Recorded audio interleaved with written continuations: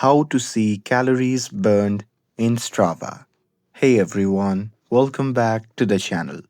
In today's video, I will show you how to see calories burned in Strava. So now, without further ado, let's get started.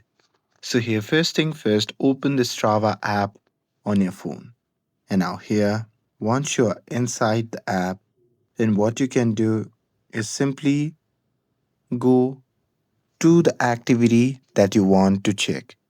And you can do this from the feed or your profile under the activities. Now, here you can simply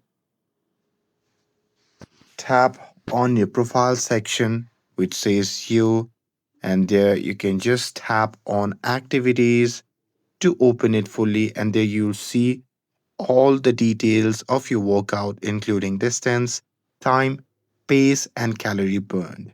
And there, if you don't see calories, make sure that your profile settings are complete. And with that being said, you can go to the settings, and from there you can just scroll down, and there you can see for personal info and check that your weight and order details are enabled as well.